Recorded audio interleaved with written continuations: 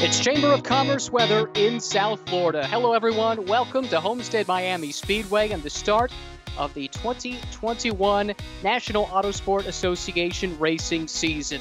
My name is Ryan Marine. Mike Perlberg is alongside, and it is the Florida region that will get us started here this year.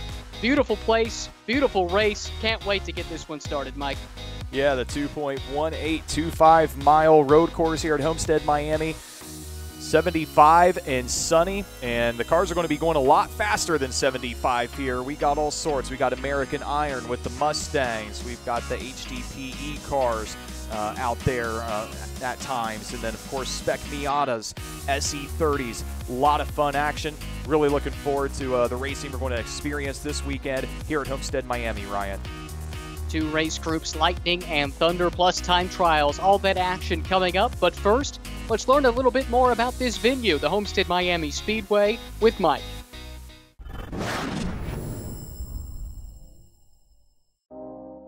Racing on Florida beaches goes back to the early 20th century. Miami has cemented itself as a cornerstone of that motorsports history with the racing destination that is Homestead Miami Speedway. The story of the Speedway starts with disaster. Hurricane Andrew devastated the area in 1992. Enter race promoter Ralph Sanchez, who wanted to help rebuild his hometown of Miami. He broke ground on Homestead Miami Speedway 1 year later in '93. In April of 1995, the track hosted its inaugural race with NASCAR. And for 26 years, it has been a home to some of the best auto racing in the world. Hundreds of events witnessed by 55,000 people in the grandstands and millions more on broadcasts. The Speedway is just 23 miles from the white sands and tan bodies of South Beach. It reflects the Miami culture better than the waters of the Atlantic Ocean. You'll spot a Cuban food truck, a pastel color scheme, count over 1,000 palm trees around the track, and there's even a beach on the infield. The Speedway consists of two components, the 1.5-mile oval speedway and the 15-turn 2.2-mile road course. For those smaller engines, there's a karting track. And for those really small engines, RC racers can utilize a mini road course and an airfield for RC airplanes. This weekend, the National Autosports Association Florida region rolls into sunny South Florida. And NASA Racing is no stranger to Homestead. Multiple weekend racing is scheduled here each year. We're ready to witness some of the fastest grassroots racers in the Sunshine State take on each other and the twists and turns of this track. They'll hope to stay out of the sand and speed toward a victory. Homestead Miami Speedway, where the roar of the engines rises from the swamps.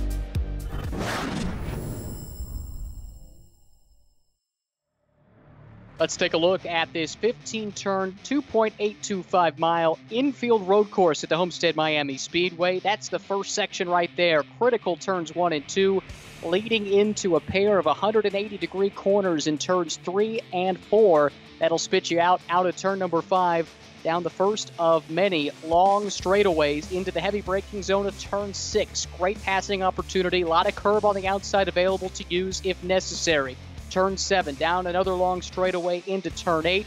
Crucial corner, tight, twisty, possibly the most important corner on the course because it spits you out then onto the back straightaway of the oval. 3 degrees of banking on this oval. You come off of that banking down into turns 10 and 11. Another great passing opportunity. Then through turn 12, which is a quick left-hander, into the 13-14 switchback. That'll lead you back out onto the front straightaway, and it's time to do it all over again at Homestead Miami Speedway. Let's learn a little bit more about one of our competitors. Mike had a chance to catch up with Carson Waymeyer last night to preview the season to come. We're joined right now by Carson Waymeyer, who's he and his father and a group of other buddies frequently get out and participate in NASA events, either on the track or just as a support staff. So, Carson, thanks for joining us here. I want to ask you real quick, who are your sponsors? So, well, we have Florida Lamarck, Biley Aviation, 2 guys that race with us. They also run in the class. They share this. This is a shared car, like a spare car. They both have money into, and they kind of let me drive it. We do work for them, they do work for us, kind of work it out. Yeah. I really appreciate what they do for me. So.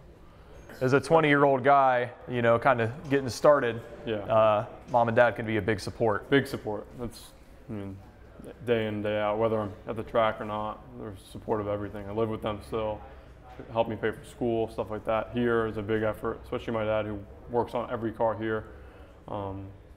We wouldn't be here without him.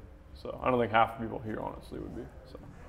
Your father, Pat, been racing for a long time with NASA since 2005, is that right? Well, 2002, he was like introduced to all that stuff and slowly started working for him and racing around. They did like HPD, like class stuff.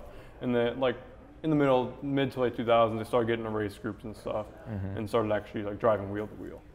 So around the time you were born. Yeah. Since then, he's been involved in NASA, so you've been born and raised in a NASA family. Kind of grandfathered in. Just kind of right into the tech team. I kind of would watch or hang out. I come to the track when I was like in middle school and stuff, kind of see what's going on. I always enjoyed it because I always, from a young age, was always interested in this kind of stuff. So really get on the track about 9 or 10 times a year, we were discussing. But at home, you get plenty of practice on your simulator. How helpful is that in your development as a race driver? I mean, once you get out here, a lot of stuff will leave your head and you're kind of just focused, like to drive. But like, I mean, even before this weekend, we haven't been here in a year and a half, before COVID. I loaded it up on my iRacing simulator and I drove a Mustang like the one over there, and that's like a newer model, like an S197, and it's really similar, like brake zones, everything, like gear ratio, stuff like that. It's really dead on. I mean, what I drove on the simulator is actually what the same car did on pole today, basically. Carson, thank you very much for the time. Thank you. And good luck here for the rest of the weekend at Homestead Miami. Thank you so much. We'll take you right back to Homestead Miami Speedway in just a moment, but first this from our sponsor.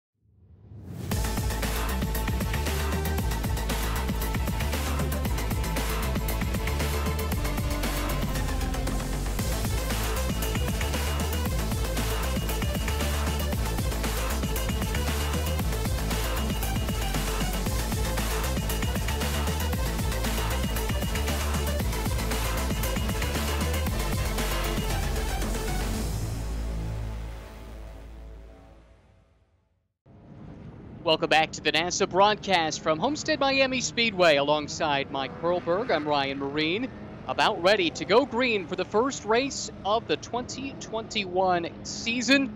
It is the Thunder Group, Mike, ready to get this thing going. Yeah, Thunder Group, so we're looking at Ford Mustangs and a few other classes out there, but I would anticipate we're going to see most of our action today focus on those Mustangs out there in the American Iron class. But first off, first thing, the rest of the group. Here we go. The green flag waves, and we are underway. A strong move to the inside by that Corvette of Scott Argyle, able to jump up into second, and then a great move from that Lotus Exige.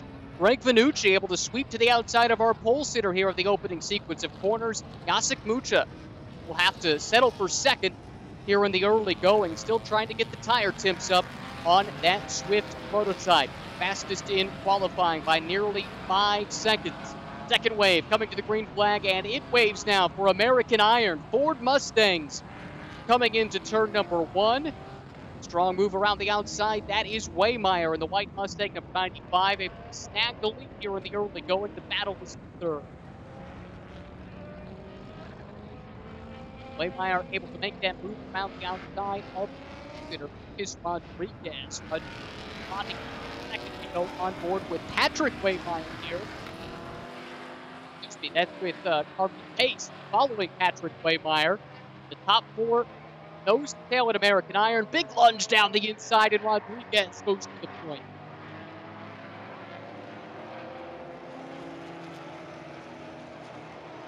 Well, this is what American Iron racing is all about. Different generations of the Ford Mustang racing in close quarters, racing relatively evenly. Paying for the overall lead. You saw it there a moment ago. No surprise. Jacek Mucha able to go back to the top.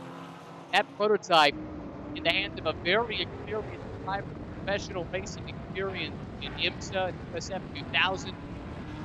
Once he got his tire temps up in that lightweight car, able to muscle his way around and take the overall lead once again. But back on board now in the American Iron class.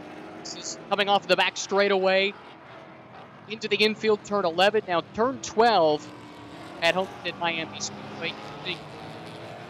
More of the infield road course layout. Mike will be using the full NASCAR high bank tomorrow.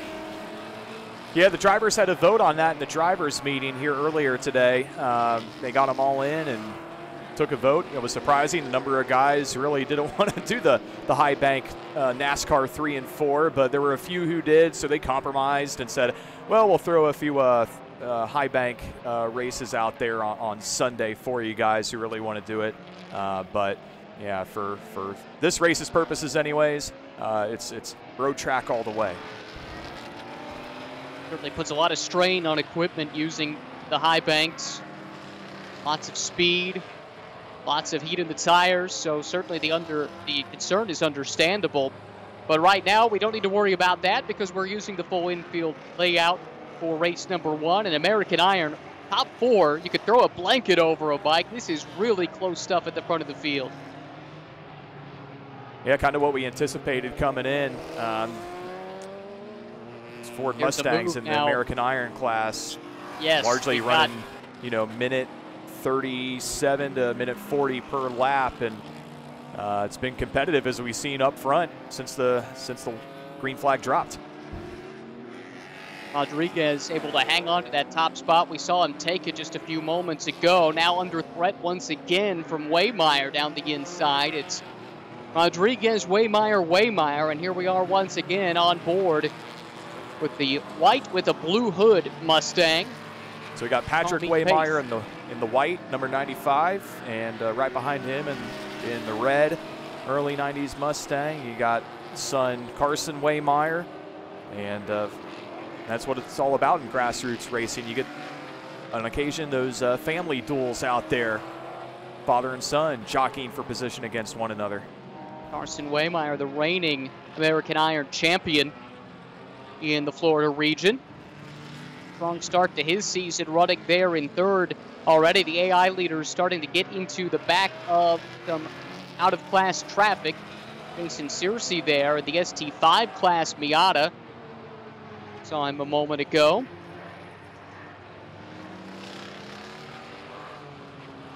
Rodriguez lost the lead there initially, but was able to gain it back right through this sequence of corners, but has not been able to drive away from the father and son duo of the Waymeyers and this man right here, Carmine Pace, hanging tight as well. Top 4 all within striking distance. Until just a moment ago, Eduardo Rodriguez was in the mix as well, but he's dropped off the back of these guys just a little bit.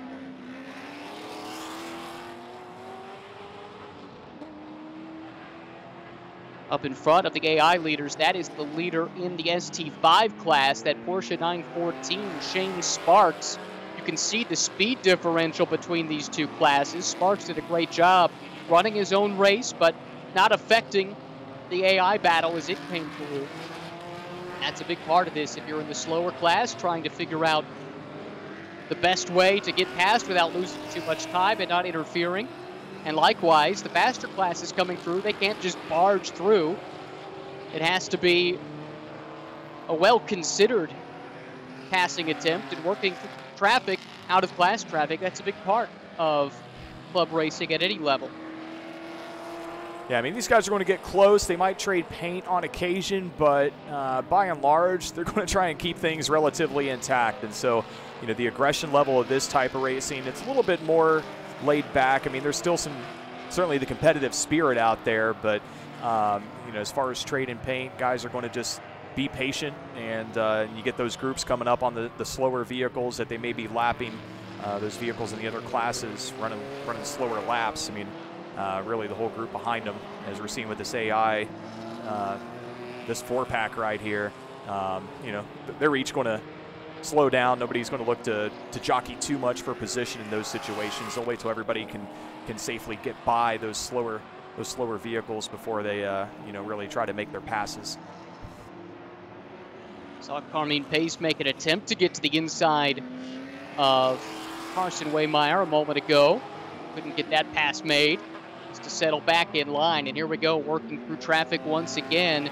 I think that was Rocket Horton we saw a moment ago. This is the leaders in ST2. A bunch of them running pretty tight together.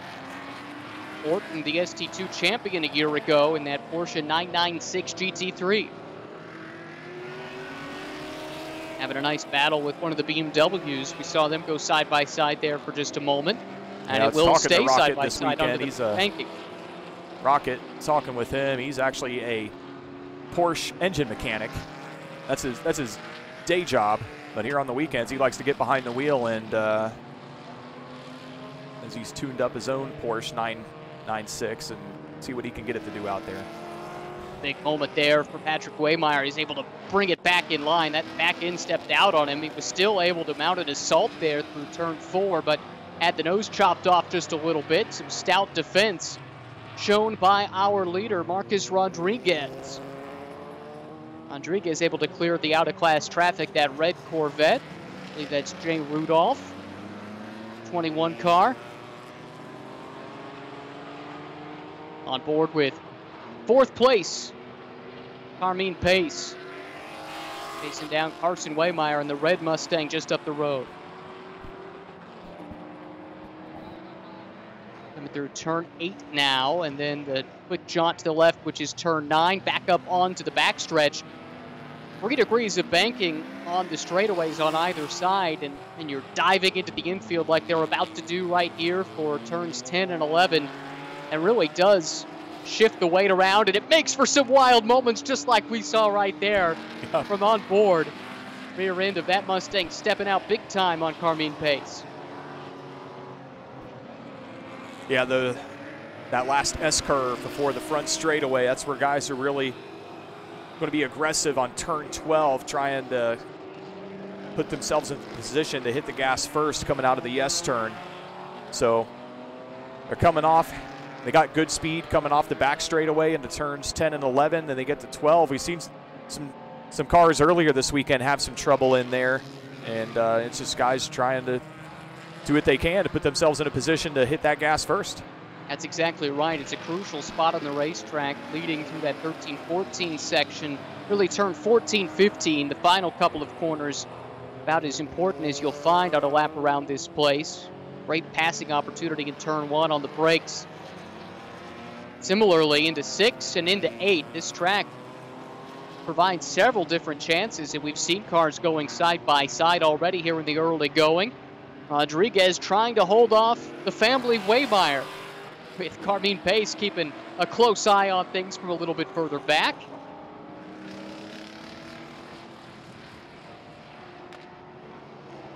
Patrick Waymeyer looking pretty stout. Might have the legs on Rodriguez if he could just get around. Those two have swapped the top spot in AI a couple of times already. Back on board. There's that left-hander into the infield section for the second time. That's 11. This is turn 12. Brief little straightaway here, and then quickly to the right for turn 13. Back to the left for 14. A little kink to the left coming up onto the straightaway. That's turn 15, the final corner on this particular layout of Homestead Miami Speedway. Once again, Rodriguez taking that defensive line down the front straightaway into turn 1, and it served him well. He's been able to keep Waymeyer behind. This is a ton of fun watching these AI guys go at it. The Waymeyers from Bradenton, Florida. They got a handful of sponsors. You know, some guys go out there, they got some sponsors. Other guys are just kind of self-funding it. Grassroots racing, you get all kinds. Yep, Carson Waymeyer, Spiralty Aviation, Naples Jet Center, Rod Mark, and of course Mom and Dad as the crucial sponsors to get things going. Sponsor, maybe the most important sponsor, Dad, is just up the road right now, although actually Carson just lost that spot. He's back in the 4th spot now as Pace was able to make the move through traffic, so move Carmine Pace up a spot, running in 3rd, and now we'll see if he can run down Father Patrick Waymeyer. Carson, he's started racing go-karts at age 5. And his dad began racing NASA all the way back in 2002. So right about the time Carson was born, Dad Patrick got involved with the National Auto Sport Association. And it really does run in the family. It's not at all a unusual thing to see father and son racing together, brother and brother, brother and sister. Have plenty of mothers and daughters racing these days as well. And it is a family atmosphere. Your racing colleagues become your extended family at the racetrack. And more often than not, if something goes wrong and you need a part to make a repair at the racetrack, something like that, somebody who you're going to be going door to door with later in the weekend, they'll be the first over to help you out, lend a wrench, lend some time, and get you back out on the racetrack. Oh, you want those guys out there. It makes it more fun. That's you don't want them in the sidelines. You want them out there with you so you can compete against them. So yeah, you'll lend them a wrench, you'll lend them a brake, whatever it takes to get them out there. I want to go ahead and look at a Porsche versus Corvette battle. There's something that sounds awfully nice about that. Even at the highest levels of professional road racing, you see that rivalry, and it trickles on down here to the club level as well. On board once again with Pace, slotting in behind the Corvette of Jay Rudolph out of the ST2 class. Now Pace still running in that third spot right now, held up a little bit by the Corvette, which is really strong in the infield, but in ST2 spec, it doesn't seem to quite have the ponies of the Mustangs down the back straightaway. And that's part of the beauty of multi-class racing is you bring your car, and we, the National Auto Sport Association, will find a spot for it. We'll find a class, and more often than not, it'll find you somebody you can race with. So not sure what happened to Carson Waymeyer, who was dropped off of his battle. Was running very strong and up in the third spot for quite a while, but haven't seen that car in a while. And in that wide shot a moment ago, Mike seems to have dropped off of this fight. He did. He went in back. He went into the pits, back to the garage here a lap or two ago. That would find out what the issue was. Yeah. He's now the fourth place running Mustang, I believe, that we're taking a look at here. That's Marcus Rodriguez. But it's still a really good scrap at the front. Look at this, it's closed in once again. Pace has the pace, he's on it, but right now it's Waymeyer on the attack here.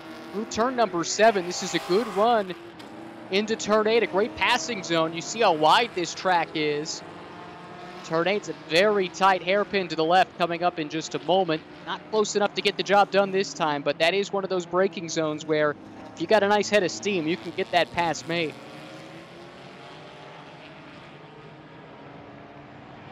Great shot of the backstretch at Homestead Miami Speedway. Those blue walls painted, inspired by the Art Deco district of Miami just down the road. The palm trees outside and inside of the track, Mike, we were talking about this off air. Over 1,000 palm trees and something like 15 different varieties planted around this circuit. And it's one of the first things you think of when you think of Homestead Miami Speedway. The blue walls and the palm tree. Make sure you know you're in Florida. Reminds you of South Beach. That's right. That's where you and I are going tonight for drinks, right? You got it. Socially distanced, of course. It's still Eduardo Rodriguez leading the way in American Iron.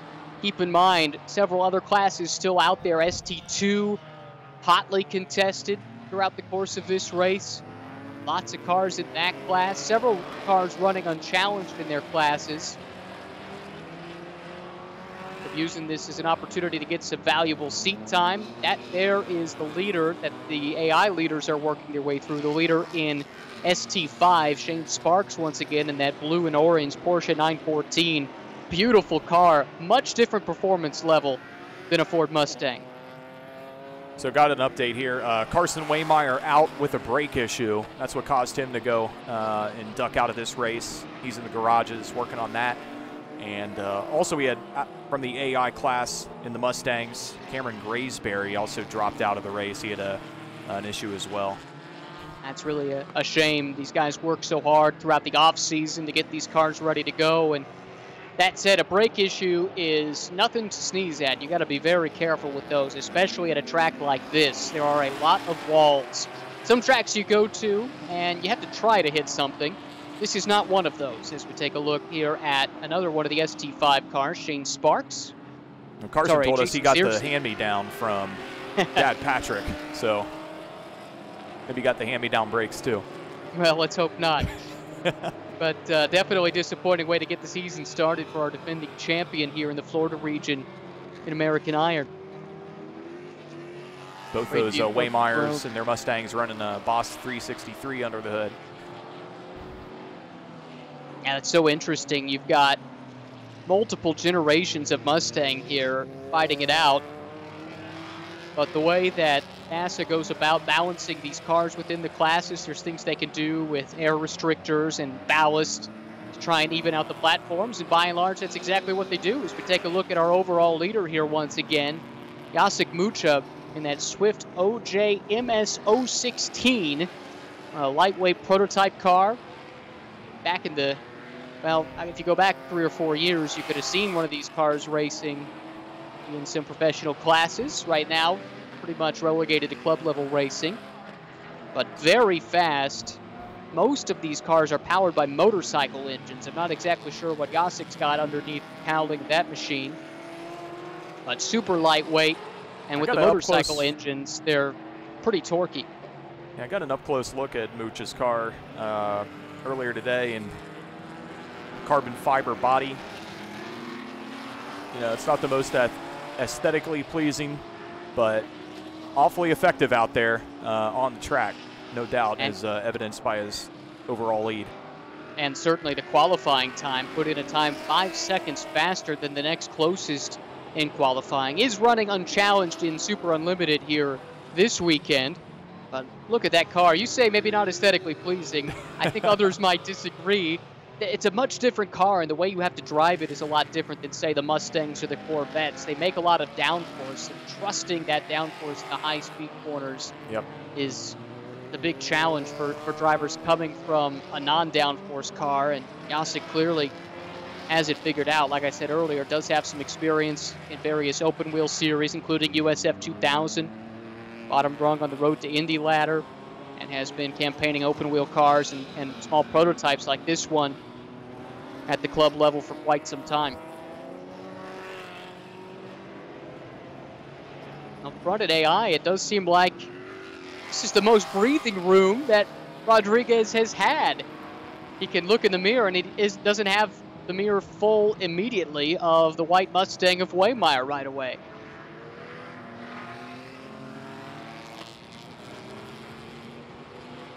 Crucial corner here to get the power down coming onto this long back straightaway. Another opportunity perhaps to get a pass done if you're close enough, especially with the slipstream on board again. Carmine Pace. Carmine Pace has been really impressive. Dropped back 4th or 5th early on and has rallied since then. And since getting around Carson Waymeyer, he's been able to run down the top 2, and they're not driving away from him at all. Taking a look here at Porsche versus Corvette once again.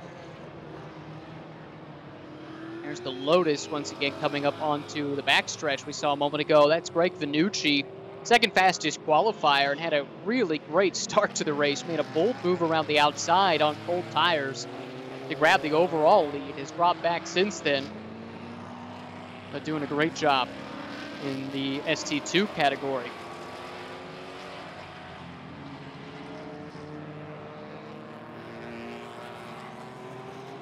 25 car there. That is Rocket Horton. We've talked about him a little bit. Perfect race car driver name, if you ask me. That's right. Can't get much better than Rocket. Nope. It's spelled with 2 Ks. R-O-K-K-E-T. I wonder if racing was in the family to get a name like that. That's another family that you'll see more than one Horton out there. Even in this race, Winston, his son, driving a Porsche 944T out there on the track. He's in the ST4. Yeah, Winston Horton racing with Wayne Thompson in ST4. That's Porsche 944 versus BMW M3. There's Rocket. Classic battle between the two German marks. And yeah, Rocket right there putting some pressure on the black Corvette just up the road. I think that's Scott Argout in that Corvette who had a really brilliant start. Started quite a ways back, 4 or 5 rows deep, and just came up the inside, stuck it on the brakes, and made it stick. Jumped a bunch of spots right at the very beginning of this race.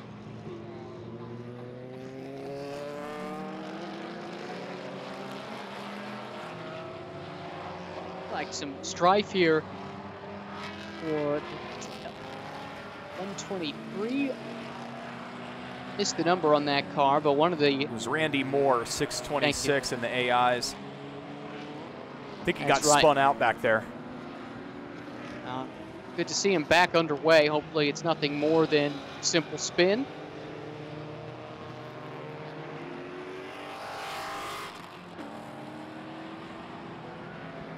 Top 3 in American Iron. Not quite as close as they were early on in this race.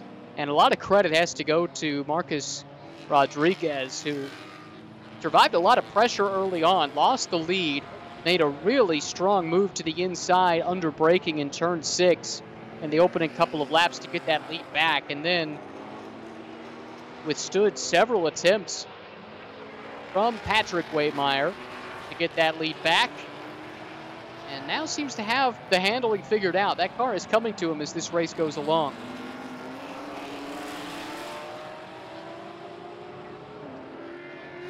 I'm watching these Mustangs just eat up all that curbing. Some cars, like the Swift prototype we were talking about earlier, really got to be careful with those curbs. They're tightly sprung, and you can do some damage to the car, especially as low to the ground as that Swift is. These Mustangs, though, they're made to absorb that kind of punishment, and oftentimes the fastest way around a track like this is up and over some of those curbs. Yeah, the pony cars, they call it the AI division for a reason. Iron. That's right. right. To take a beating.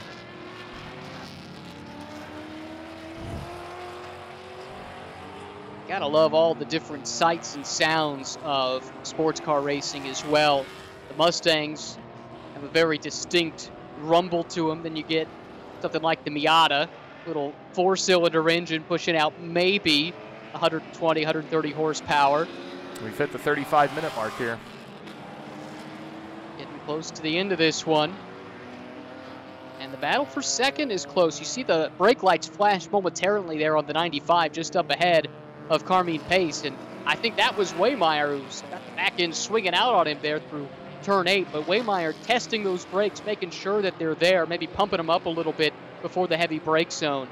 You don't want to get there and find out they're gone, so that's why you'll often see the drivers just tap that brake pedal a little bit, make sure the pedal is nice and firm, so you've got the confidence to get on the binders hard in the brake zone. Tell you what, that car does not look like it's handling all that well, but he's able to keep the pace up and keep Carmine Pace behind. 3 different generations of the Mustang, 1, 2, and 3 in American Iron. Once again, here's the 25, Rocket Horton, who is a champion in 2 different classes a year ago, German Touring Series 4 and ST2. The 2020 champion in this region. Driving the Porsche 966. One of the 2 Porsches out there this particular race. Yeah, the 996 is just a delineation of the model of the 911. So this is a Porsche 911, but you see the 996, and Porsche aficionados will know that's how Porsche keeps track of which evolution of the 911 it is. And the beautiful thing about a 911 is you look at it, and the shape is basically unchanged from when the thing debuted back in the 50s, Ferdinand Porsche's creation. You can see that heritage, the rear engine layout, and kind of the bulbous look of it. You can see that heritage continuing all the way through, and so the 996 is a couple generations old at this point in time, but still a tremendous car, both on the street and on the racetrack. Rocket Horton, his day job is a Porsche mechanic. Safe to say he knows his way around one of these things. Not a surprise to see him piloting it so fast. Big lockup there behind one of the Corvettes headed into turn 13. Talked about this as one of those tricky spots on this racetrack. And checkered flag is out. We've got our winner in American Iron. Congratulations, Marcus Rodriguez. Able to pull away to a pretty healthy lead at the end of things. Picks up the class win. It's Patrick Waymeyer taking third and Carmine Pace, our onboard camera car, completing the podium in American Iron in third. I think we saw Mckay coming around to take the overall win just behind. What a battle it was at the front of this field. Mckay, fastest time in this race, 1 minute 32.6. And that might have just been the checkered flag for him. And the AI cars look like they're still racing, so we've got 1 lap left for them. They had the checkered flag out because the overall leader was about to come through, so apologies there, but no challenge here for Eduardo Rodriguez at the moment. He's just got to keep it nice and smooth. Meanwhile, Waymeyer under threat, very defensive on the entrance to turn number 8, able to fend off Pace for the moment. Still a couple more chances for Carmine Pace to try and make that move. Diving down for the final time into turn 11. Pace running about a half-second behind Waymeyer right now. And look at Waymeyer closing in. This thing's not over yet. Something went slightly amiss on this lap for Marcus Rodriguez, but he's able to get the power down out of turn 15 and will lead the AI field to the checkered flag. It is Eduardo Rodriguez who picks up the win in American Iron over Carson Waymeyer. Make that Patrick Waymeyer and Carmine Pace. Yeah, there was those three up front the whole way, start to finish pretty much, and it wasn't a whole. I mean, at the beginning we saw Patrick Waymeyer have a short, a brief lead, but beyond that, it was just those guys 1, 2, 3 for most of the way. Carson Waymeyer was in the mix for a while, but of course he had that brake issue, and but even that didn't change much as far as the running order of things for these American Iron guys. Great scrap all race long between these 3 drivers. A lot of respect shown. Great work working through the out-of-class traffic as well. And the great news is we get to do it all over again tomorrow, except instead of the 15-turn layout, you can cut off about 5 of those turns and add the turns 3 and 4 of the oval for Sunday's race. There's a look at your overall winner. Mckay in the Swift prototype. Lost the overall lead briefly at the start. Once those tire temps came up, though, he was a rocket ship, storming back to the front. And he'll take that car back to the paddock, and once he gets through tech, to victory lane. All right, I'm going to head on down, maybe get an interview with a few of our race winners. All right, looking forward to hearing from our race winners. Thank you very much, Mike. And we will watch our top 3, our podium in American Iron, make their way down to pit lane. Just behind them, the Miata of Jason Searcy, who we saw a couple of times. Good battle with Shane Sparks in ST5. And these guys, they're going to be talking about this race all night long until they get to do it again tomorrow. Great race to open the weekend. Race number 1 for the Thunder Group from the NASA Florida region. And we'll be hearing from our winners. So where's the name Rocket come from? Oh, it's the name I've had since I was a kid. A little Scandinavian twist. So, good race car driver name. Okay, Rocket, how was the race out there today? You came in 3rd, but what'd you feel good about? oh, you know, they're good guys. Everybody here is pretty good car control. I feel pretty confident going into the corners with them. I just couldn't get around him today. You know, maybe tomorrow. All right. What do you want to maybe try and improve on by tomorrow, both with the car and maybe your approach to the race? I say that again, mate. What do you want to improve on tomorrow with the car? Just keeping it on track. I spent more time off track today than I did on track. My car is full of grass. It looks like a lawnmower. Oh, no. Well, can you walk us through? Can you walk me through what happened where you went into the grass? Well, I was going into turn 10. There was a little bit of traffic. I had to hit the. Normally, you're flat out through there, balls to the wall. and there was a little bit of traffic. Hit the brakes a little bit, caused the car to rotate. Did like, I don't know, 2 or 3 360s and dirt, grass, everything. Couldn't see, my eyes were full of dirt and everything else. So, but I got it back on the track and managed to eke around another Corvette out there because he went off track. So. All right, I didn't realize there was that much action out there. Okay, anything else that you think's worthy of a mention? Just they're a good bunch of guys to race with. A lot of camaraderie. Ken, who took in second. I mean, we are always first, second, and today he got me. But I'm hoping I'm gunning for him tomorrow if I can just get around him. Good guys, all good guys, good people.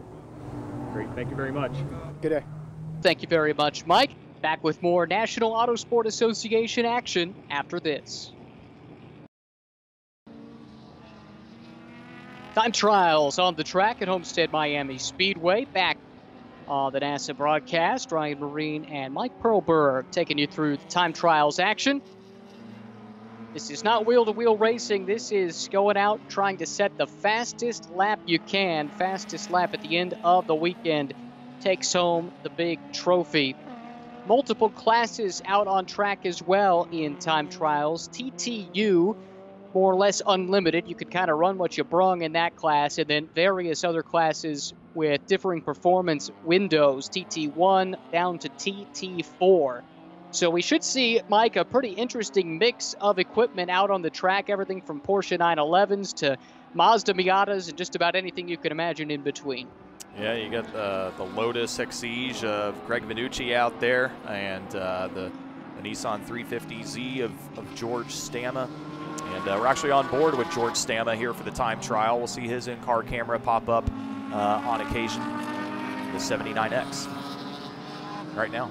On board right now, coming through this final sequence of corners on the 15-turn layout at Homestead Miami Speedway. There are a couple different variations that can be used on this road course, including using NASCAR 3 and 4, the high banked oval, banked 18 to 20 degrees, a little bit less down towards the bottom, more towards the top. That'll be in use on Sunday, but here on Saturday, it's all about the twists and turns of the 15-turn layout, 2.1825 miles, and a real technical challenge. High-speed portions, heavy braking zones, plenty of tight twisty bits as well. This track really does challenge man and machine alike as we take a look at Stama and that Nissan 350Z coming down towards turn number 6. Got the stock engine under the hood, 38-year-old George Stama from Fort Lauderdale, so not a long trip for him to make it here today.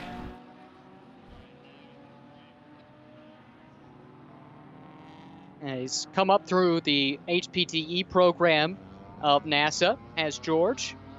Great way to make your first foray onto the racetrack, and one of the things NASA does so well is promote from within. Come on, do HPDE 1, get some instruction, move on up through the HPDE ranks. HPDE standing for High Performance Driving Experience. And that can feed you into either time trials like we're seeing here, or wheel-to-wheel racing in the Lightning and Thunder categories, depending on what kind of car you bring to the track. But time trial. Stama is 350Z, bought that car in 2005 and began autocrossing it. And still racing it today. Converted it to his just a dedicated track car in 2012. It was, you know, kind of his everyday driver for a while, but now it's just for being out there on the track, and he's pretty happy with it. Certainly, you know, souped it up over the years and putting up great times now. Yep, early in the going, second flying lap, a 139.663 for Stama, the 350Z. That car in the TT4 category. But very fast, as we're seeing on display. A good driver behind the wheel makes a big difference, of course. Driver who likes to tinker with things, not just the car, but also builds his own guitars. Absolutely fascinating. It's a guy who likes to work with his hands. Taking a look at the gray Porsche. I believe this is Ryan Abood on track right there. Indeed it is. He's in the TTU category. Gives you a bit more freedom to work with in terms of what you do to the car or don't do to the car. First couple laps for Ryan. First lap of 144.263, and then follow that up with a 143.309. Yeah, for Ryan, that 143 is, probably going to be hard to beat. The way it usually works with these time trials for the uninitiated, you'll see the cars get out there. They'll, get the tires warm on the first lap or so, and then they really start hitting it lap 2 or 3 when they can put up the best times, and those tires are warm and still somewhat, fresh and ready to go. And then, they might keep it out there for another lap or 2 after that, or if they feel like they're still putting up good times. But really, it's kind of those first, 3, 4, 5 laps where they're more than likely you're going to see their best times posted. That's right. The key is to hit the tire temperatures at their peak, and you try and time that up so that they are at their best for your one flying lap that you're trying to do, maybe 2, depending on the tires and the setup that you have.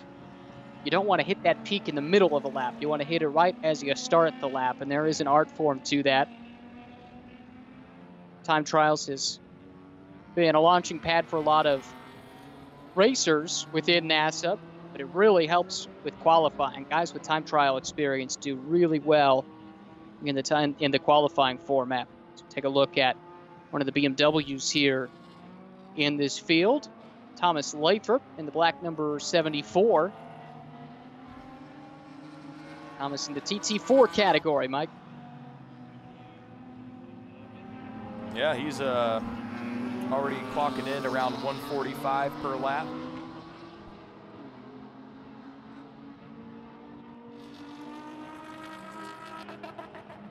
Looks like he's just getting quicker and quicker. So those tires starting to come in for him.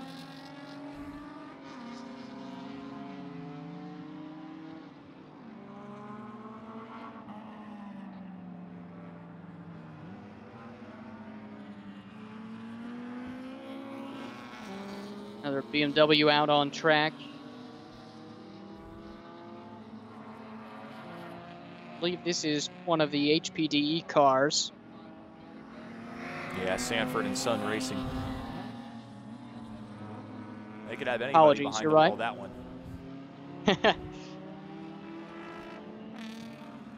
Yep, that car. Whoa, really loose after getting up on the curbing there. Now look at the 74. Once again, Thomas Lathrop.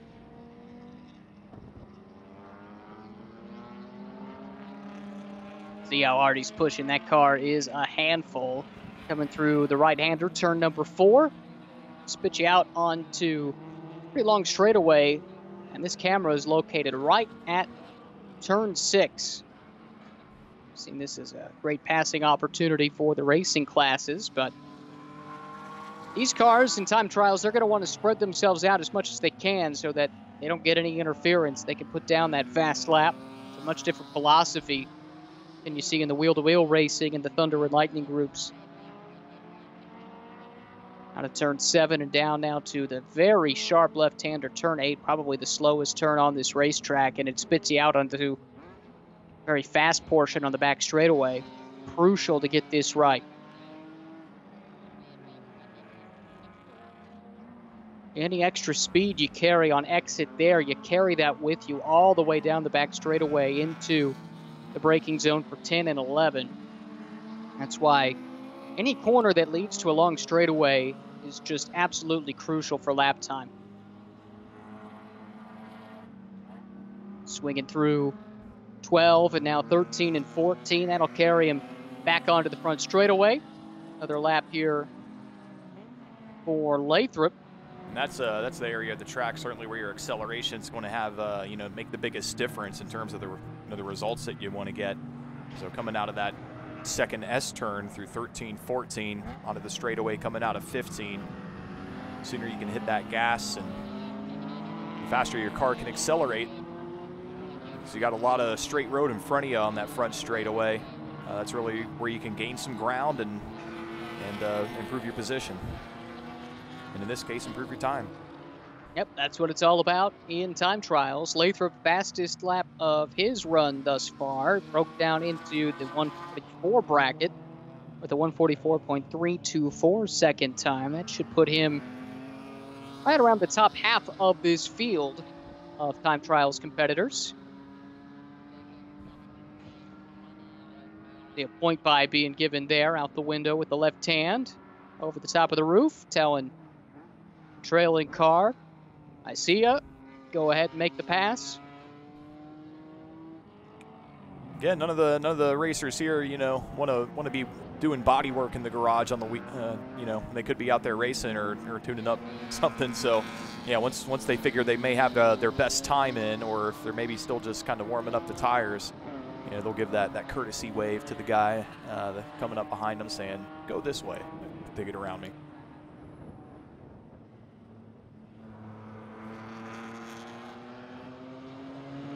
And we got a spin out. Yes, we do. That Sanford and Son car, he's trying to qualify going backwards. Probably not advisable, but nice save. Able to get back going. That's going to put a lot of heat in those tires, though. It'll take a lap or two to get pressures back where you want them. So another look at it. Yeah, I think, most of the guys wrapping up now. We'll probably do the same.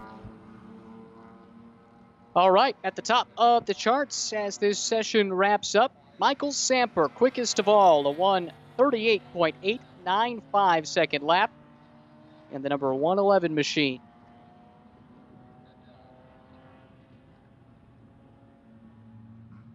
Lightning class action about to come your way. That means Spec Miatas on the track. Who better to catch up with ahead of the start of the Florida Region season than the reigning Region Spec Miata champion, Anthony Zappone? Our Mike Perlberg had a chance to chat with him yesterday. Just want to get to know you a little bit here and introduce people to NASA. Why do you race? Racing ever since I started. It's just a sport that I have grown to love, just kind of everything about it. I love being able to improve on my driving, as well as changing setup things on the car and seeing how it reacts. What makes NASA in particular appealing to you as a young race driver? NASA Florida is a very well-run series, and NASA offers the Teen Mazda Challenge, which is a program that I'm a part of. And with Teen Mazda Challenge, they pick a couple of candidates to for a shootout race over in California for the Mazda MX-5 Cup scholarship, which is a $100,000 scholarship to run a professional series. So you have some family history in racing, of course. Your father, once a racer. Yep. And he's here at the track with you this weekend, working in the garage, helping you tune up the car. Talk about that relationship. Yeah, it's something that my dad and I have always done together. He raced a little bit way back when we used to live up in New York. He raced in a Mustang in the American Sedan SCCA class. And ever since I started in karting, it's been our thing. Very good drivers in this Spec Miata class, and Old Dog Racing in particular has some very good drivers on it.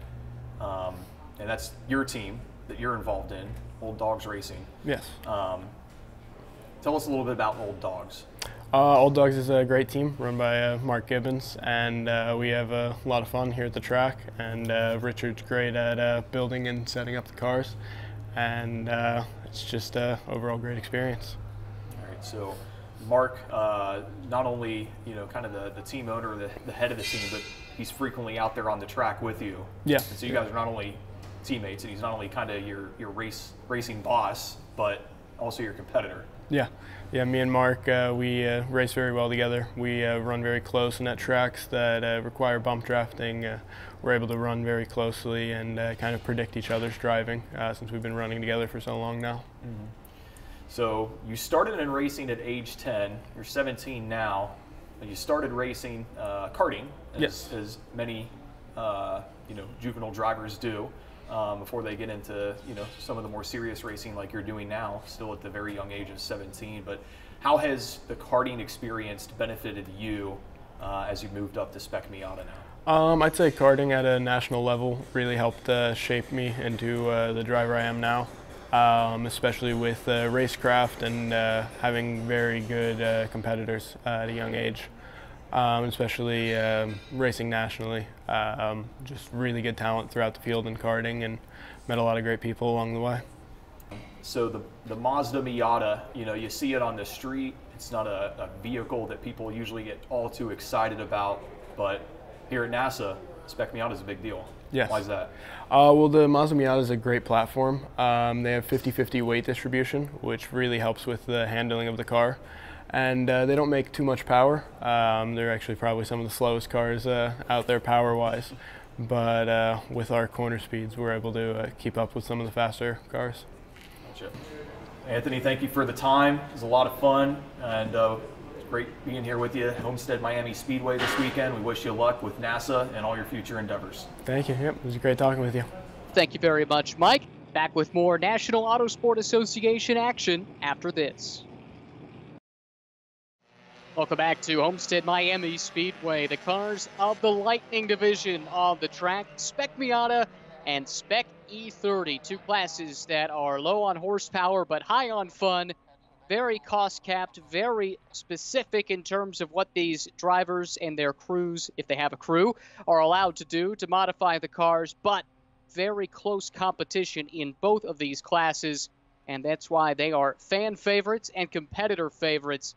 In many cases, drivers come to Spec E30 or Spec Miata as an entry into club-level racing. Many times they never leave because it's as fun as it gets behind the wheel. Alongside Mike Perlberg, I'm Ryan Marine. Mike, about ready to get this thing underway. These two classes always put on a show. They do. I mean, it's not the big, sexy cars that we saw out there earlier today in American Iron or otherwise, you know, not the Mustangs, the Porsches, or the Corvettes, but yeah, Miatas and BMW 325s, 318s. These guys are going to put on a show out here because it's going to be close racing throughout, more than likely. And you're probably going to see these cars running laps anywhere from about 145 to about 150 on the slower end. And looking forward to it, man. Let's get it up. Buckle up. It's about time to set these guys loose. The Spec E30 field will be the first wave past the start-finish line.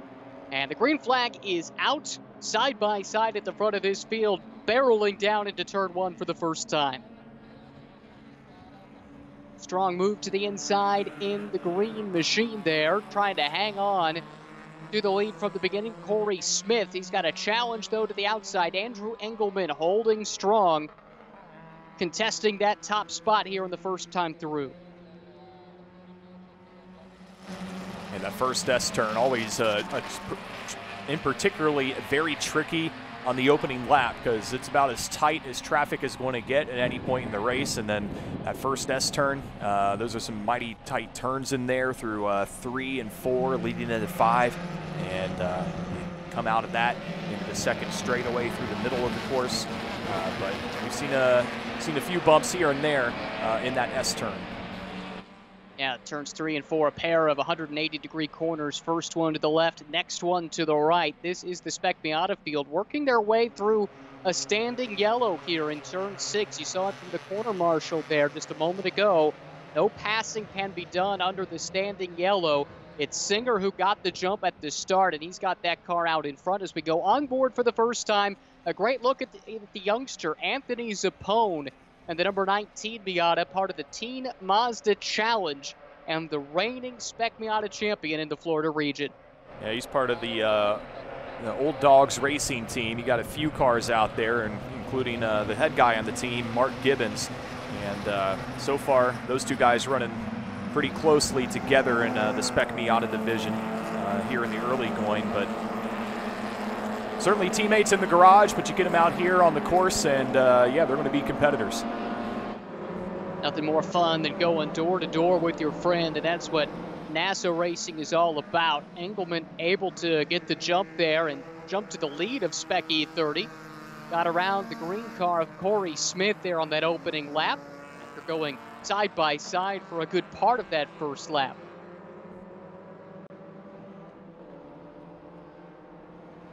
snaking through turns 3 and 4. The back-to-back 180-degree corners puts a lot of load in the tires. A real challenge on the setup to get the car to turn well in both directions. A track like this, you really can't set it up to go left better than right or vice versa, like some tracks, like a Lime Rock Park comes to mind. This one really does put a lot of emphasis on a good handling race car and a strong motor as well, with 3 really long straightaways that also present great opportunities to get some passing done.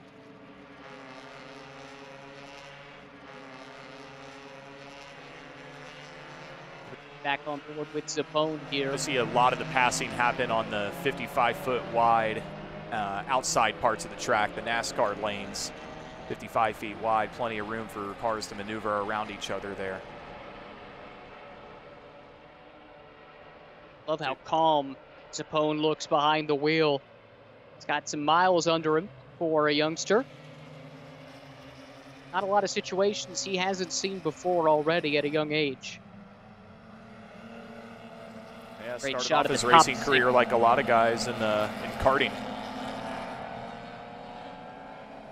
That is the traditional way to get into motorsports these days. And that transitions nicely to Spec Miata racing. A lot of people compare them to just a bigger go-kart. Same principles apply, keeping momentum up. Keeping that momentum is crucial because you don't have a big motor to pull you out of the corners or pull you out of a mistake. This is the Spec E30 field. A little bit more motor than you'd see in a Miata, but a heavier car. And oftentimes they run similar lap times depending on driver skill. These two classes can kind of overlap from time to time. Just an absolute blast. Both the Miatas and the BMWs. As we take a look there, it's Engelman leading the way through, but a really strong battle for second starting to heat up in Spec E30. And right here, as tight as ever in the Spec Miata category. Does look like Singer's been able to get a bit of a jump and pull out to a lead of 2 or 3 car lengths. But really tight here between the 19 and the purple machine just behind. Purple car, Mark Gibbons, the 19. That's Zapone. We're on board with him right now. Out of Lakewood Ranch, Florida.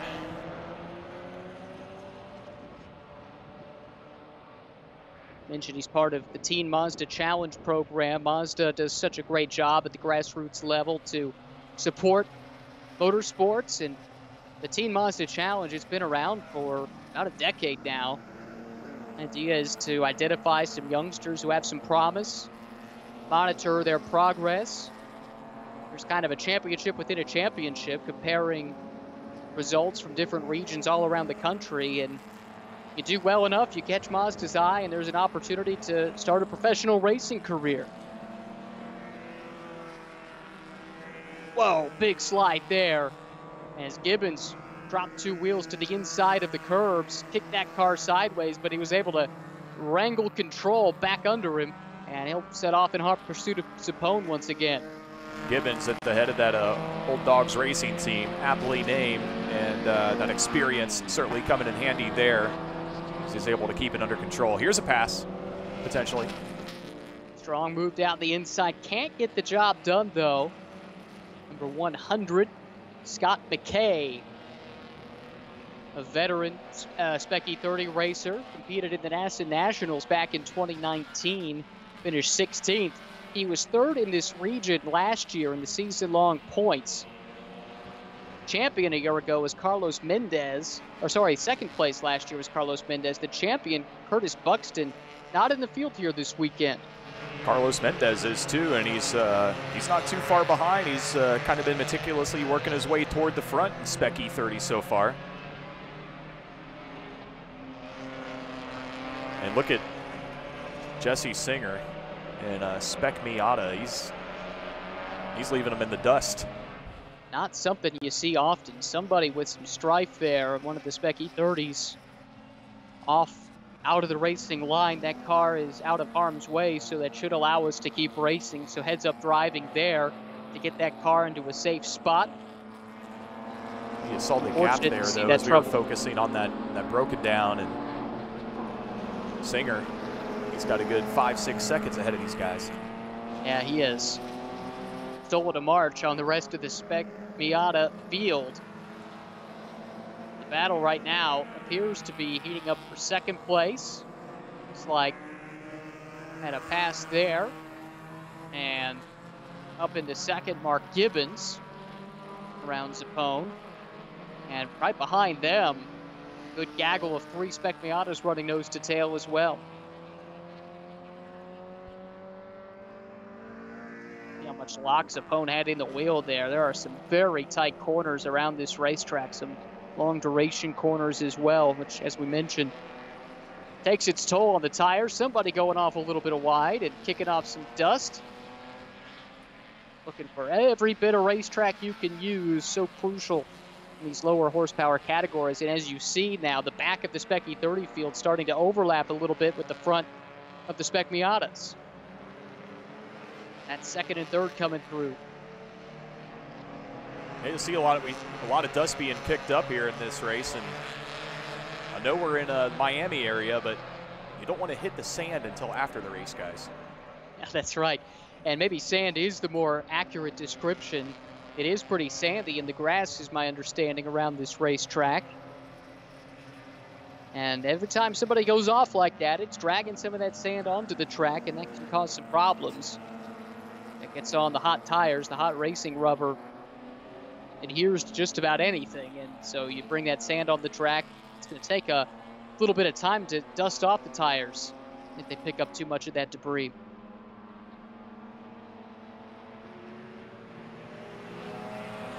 They even got a beach on the infield here at Homestead Miami, so you see all the palm trees around the track, and they complete the South Florida feel with the beach on the infield.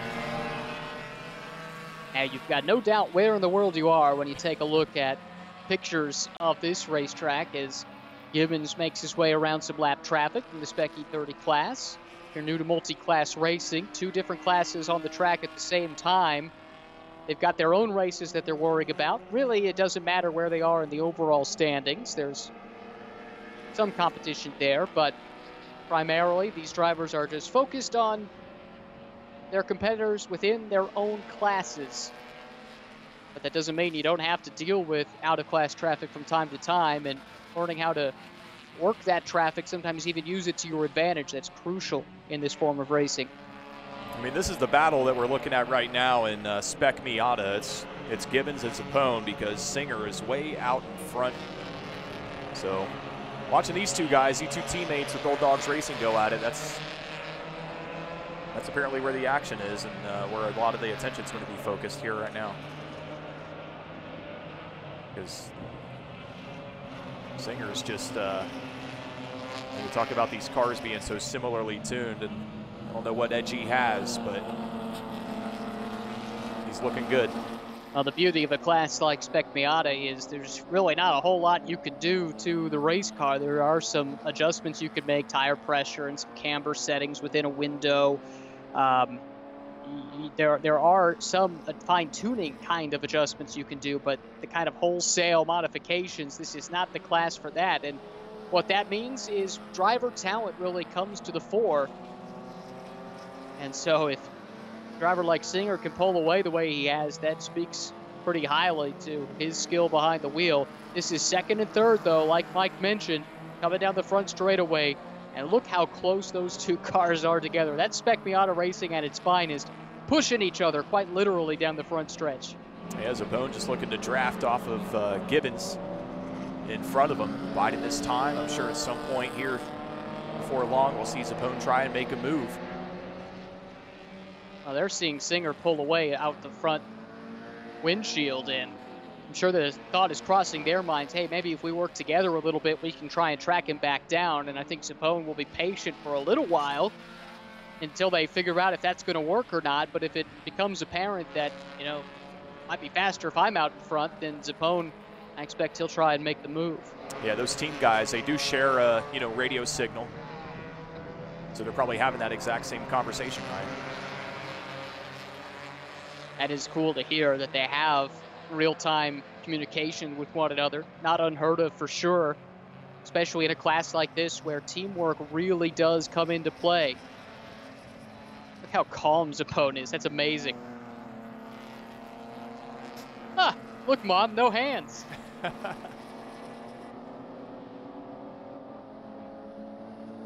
I wouldn't recommend it, but it's working for him, running in podium contention. Hey, you got 55 feet between the wall and the infield, so use it. That is a driver totally in tune with his race car. Couldn't be more comfortable. Like some lap traffic here. Problems earlier in the race, evidently, for one of the Spec Miata field. Second and third coming through to put that car a lap down.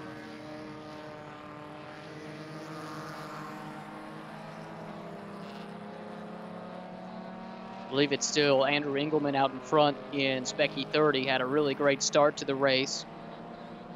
There's Singer just ahead. You can see him.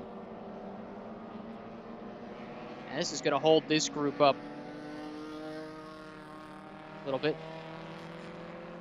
as they work their way through some lap traffic from the Specky 30 class. And I'm sorry, that probably was not Singer out in front. I think that is the lapped car we were seeing earlier. Similar color scheme, however.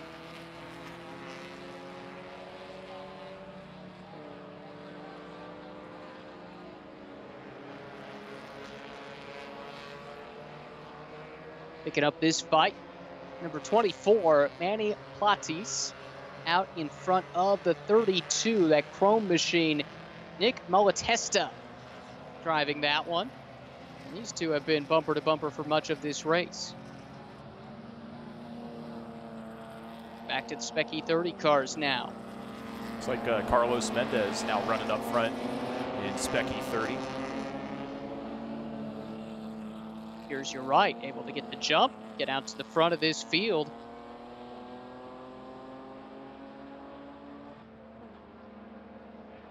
Let's battle a little further back, 13 and 21. 13 is Mendez. It's Corey Smith in the green machine.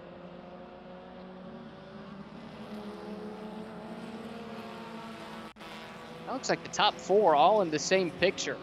Giving you an idea of how close this is.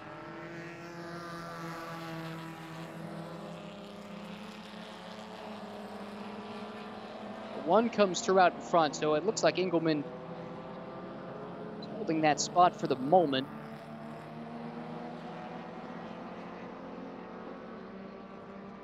Right there on the back of that. Well, we'll catch that in just a moment. Here we go, back to this battle in Spec Miata. 24 of Manny Platis has the position. And the chrome number 32, Nick Malatesta, he wants it, and he wants it badly, using up all that curbing on the exit of the corner just to try and keep that momentum up.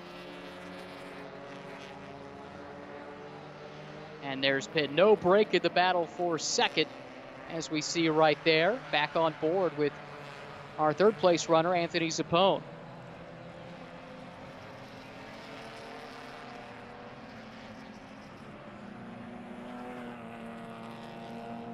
'67, that's Andrew Carbano.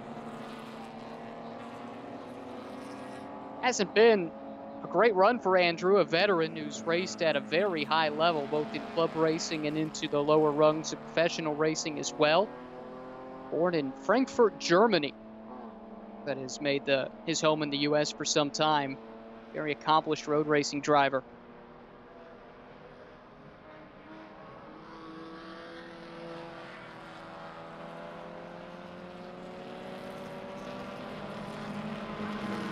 There's Jesse Singer just to walk in the park. Yeah, making it look easy. Anyone who's been behind the wheel of one of these things knows it's anything but. And when you can put on a dominant performance like this, it really is saying something, especially in a class like Spec Miata. Teammates still second and third.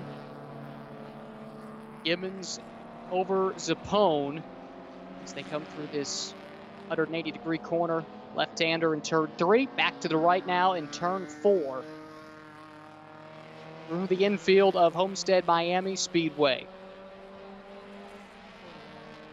track was first constructed back in 1993. That's when they broke ground. It was completed in 1995. This area had been devastated by Hurricane Andrew. Whoa, big slide there from the 19. Able to bring it back under control, but just dropping a wheel slightly there was Zappone. He had his hands full. Back to the track. It was part of a revitalization project for this area of Florida after Hurricane Andrew came through. And it's certainly done that, bringing a lot of tourism and business to the Homestead area. It's for a number of years been the final stop in the big NASCAR circuit, so we've seen NASCAR champions crowned here. Absolutely. Top 3 levels of NASCAR racing for many years, until just the last year, in fact. Had their champions in here for the better part of a decade. IndyCar for a time also did that, and professional road racing has made use of this circuit as well. Grand Am most notably, but also the FIA GT Championship for a couple of years. So this road course has some pedigree. You have drivers like Hurley Haywood and James Weaver and Didier Taze able to say they won races here, and now these NASA drivers sharing the same circuit. Got to be a point of pride for all involved.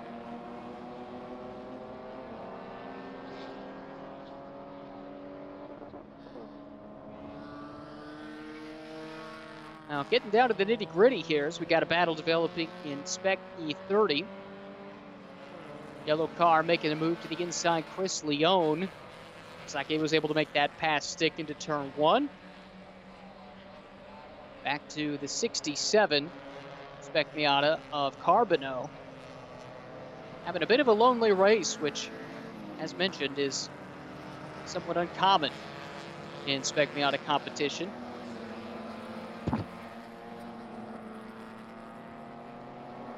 Here is Leone, like I mentioned. It looks like he was able to make that pass a moment ago for position in Spec E30.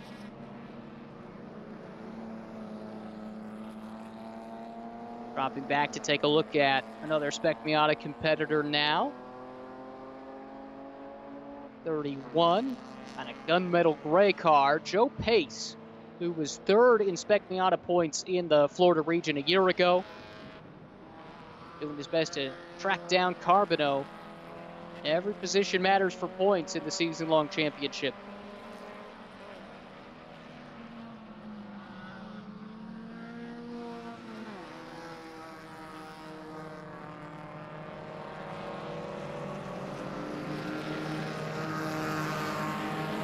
I don't know if Singer's found the brakes yet. Yeah, he's been flying. Got a great jump, held the lead early on, and really was not troubled. After going to the top spot, he's just been able to pull that gap lap after lap after lap, despite 2 old dog teammates running in lockstep, doing a little bump drafting. Hasn't been enough to keep in touch with Singer, who's led every lap of this thing in Saw Spec Singer there a moment ago, and then just getting into the back end, the first beginning of this middle straightaway, or Gibbons and Zappone. Yeah, that's a great shot to show just how big of a gap it is, and that's the second time we've seen Zappone have the rear end step out on him, drop that left rear wheel into the dust just outside the track. But great car control to keep it pointed in the right direction, and his pursuit of Gibbons continues. That's the fight for second spot. Zappone doesn't seem to mind getting that wheel off in the dirt. Definitely shows some comfort. We saw him driving with no hands earlier, so Yep. There's no question he's as comfortable as can be.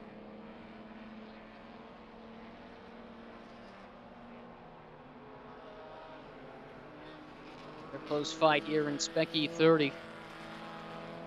We can grab numbers on those cars in a moment. There's 3 more Spec E30s running nose to tail. It's the run down into turn 6. Call it the infield straightaway, I guess, to separate it from the front to the back straightaways. Yeah, that's your 1, 2, 3 right there. Mendez, Engelman, Smith at the moment in Spec E30.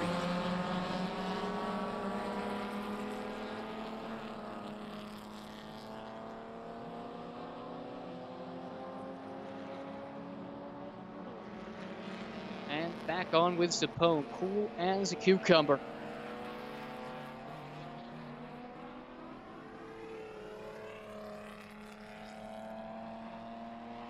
As you can see, this track situated very much in the middle of the state, not super close to any kind of metropolitan area. It's a bit of a drive to get to Miami, and that was, again, part of the reason for constructing this track when they did in the mid-1990s to help this area recover economically.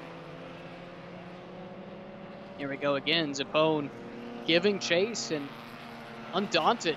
Mike, after dropping a wheel a couple of times, some crazy slides, and he just gets right back onto it, doesn't it? Gibbons has had no chance to relax.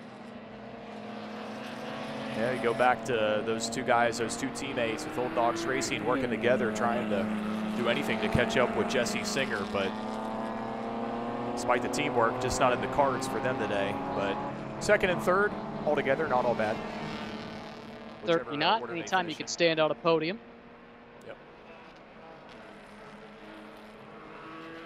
And it's not over yet. Let's keep that in mind. A lot of things can happen in motorsports. Something can break. Out-of-class traffic can play a role. So Singer's got the lead, and I'm certain he'll do his best to maintain it. Not push too hard. Too easy either, because not far behind him, you got breathing down their necks is Francisco Barroso. Yeah, you're absolutely right. Oh, we got someone with some problems here off track, and safety crew right there doing a great job as always. These guys putting themselves in the line of fire to take care of the race cars and be able to keep the track green, stay racing. Big thanks to them and all our corner marshals stationed around the track. Can't go racing without them. But yeah, look at this fight. All of a sudden, it is a three-car battle up at the front. Second, third, and fourth, and Spec Miata right there in the same picture.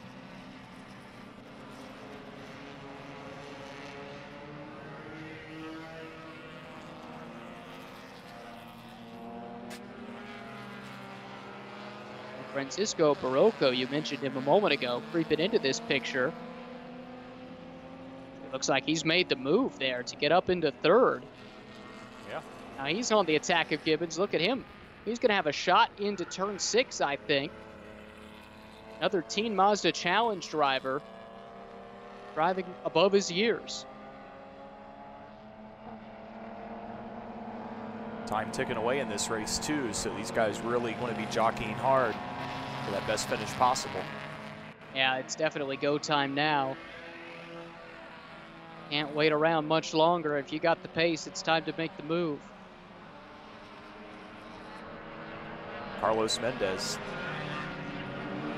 Fairly comfortable lead in a Specky 30. You see Engelman and Smith each about second and a half, 2 seconds behind. Mendez, very experienced in Specky 30 competition, raced at the NASA Nationals back in 2019 in this class and finished 7th.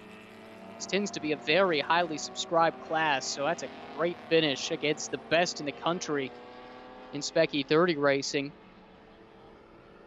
And was 7th in points in this region back in 2019. With the white flags out. One lap to go. Time to settle the score. Gibbons has the lead. It looks like Zapone's been able to get back around Barroso to take the top spot. Not the top spot, rather, but the final step of the podium. Well, that's changed hands a couple of times. Yeah, Singer's certainly been the outlier in Spec Miata. You know, that second, third, fourth place battle is what we fully expect coming into the race. Those guys see the white flag flying. Nose to tail the whole way through. Yeah, absolutely. It's been a great battle. That's what Spec Miata is all about. That was Carbano coming through to take the white flag, so we'll have one more to go. And there we have the checkered flag for our Spec E30 winner and top 3. Carlos Mendez leading that field home. And this might be Singer coming through here out in front of the Spec Miata field.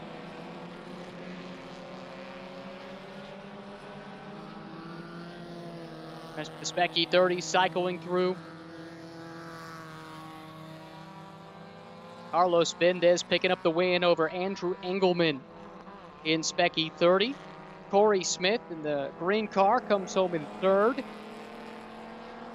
And Jesse Singer, as we mentioned, at the front of the Spec Miata field. Pretty comprehensive over There's Mark Singer Gibbons. just Let's crossed see, the that's finish Singer line. coming Here's through the- now. Here it is. Second place Yep, on the this line. is the battle. Oh, look at this. Side by side for third, coming to the line. Who's going to win it? It's Zappone who takes the final step of the podium. Able to hold off the charge from Barocco there at the last minute. Great stuff as always in Spec Miata. Little fist pump from the young man there. He was fired up. Less than 0.2 of a second between 9th and 10th overall, and third and fourth in class. Well, I had fun with that race. I mean, Mendez, Engelman, Smith. It was, Carlos started back middle of the pack at the beginning of the race and was able to kind of meticulously work his way to the front. Once he got that front position, never relinquished it. And then what can you say about Jesse Singer? I mean, clearly the fastest car out there today. His fastest lap in this one was 147.9.